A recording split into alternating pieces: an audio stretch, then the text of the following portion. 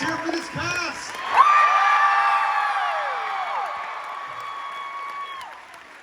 My name is Alex Timbers, and I'm the director of Beetlejuice.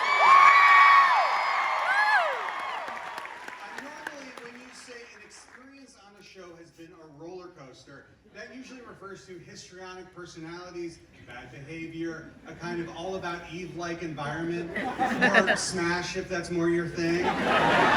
But the roller coaster of this show has been buoyed by a group of wonderfully kind and supportive people on both sides of the stage. I'm going to mention a few of them right now. While Beetlejuice could have easily shuttered after our short run in Washington, or after our opening night on Broadway, or after a certain well-known producer's lovely surprise for us in the middle of the Winter-Going Run, or because of the pandemic, this musical has remarkably kept rising from the dead. Thanks to our incredible producers, Mark Kaufman, Kevin McCormick, Jenny Burstyn, Debbie Fidel, Michael Demiak, and its wonderful, faithful co-producers and investors. Getting the word out about this strange and unusual musical took an army, and we were so lucky to have Callie Goff, Shelby Ladd, Matt Koch, and our very own TikTok superstar Presley Ryan. Yeah! Now, Beetlejuice's development started back in 2010, believe it or not, and over the last 13 years, the creative pillars of this show have consistently been our writers, Anthony King, Scott Brown, our musical supervisor, Chris Kukul,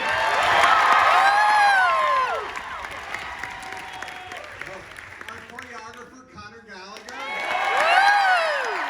and a special shout out to my exceptional associate director, Katie Davis.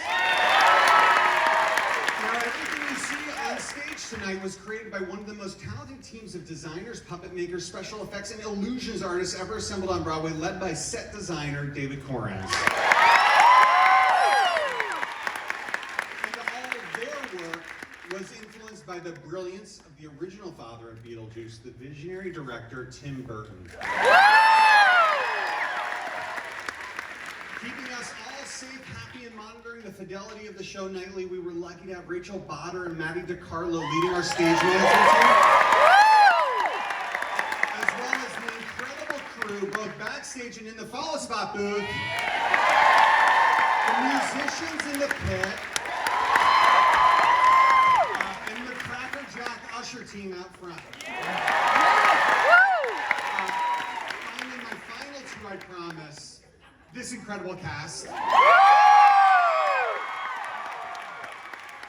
never witnessed a more happy, talented, harmonious, and immensely kind group of actors. The authentic love they feel for each other and the joy they have performing this show just spills out into the house like Jeremy Chernick's copious amounts of dry ice. And they've been loyal. Let me ask you all a question. How many of you have been a part of some reading workshop or lab prior to this, for this show? I mean, that's incredible. Those started over 7 years ago. I mean, unbelievable. And speaking of our leads, I always say that being the lead of a show is both being a leading actor on stage, but being a leader backstage as well. Normally on a show, you're lucky if you have one person who does this. You're screwed if you have none. But to have all of your leading actors behave like this is unheard of. And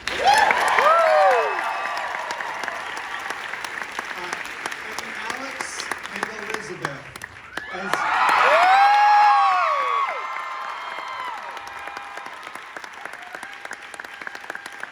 Delia would say, you are truly beacons of light in this world. And lastly, the reason we all get to do this is you. Since our very first performance in Washington to today, 1 million people have seen Beetlejuice the musical live on stage. These songs have been streamed 3 billion times. As an audience, you are statistically quite a bit younger than the average Broadway audience. And among you, you represent a statistically unusually large percentage of first-time Broadway attendees.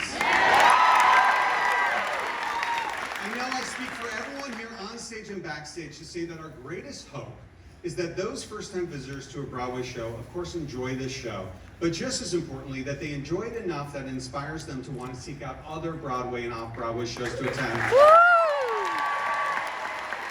to possibly build a lifetime as a theater goer. Now, we often say that this is a show about death. That's actually really a celebration of life. And you all have given us life. Thank you.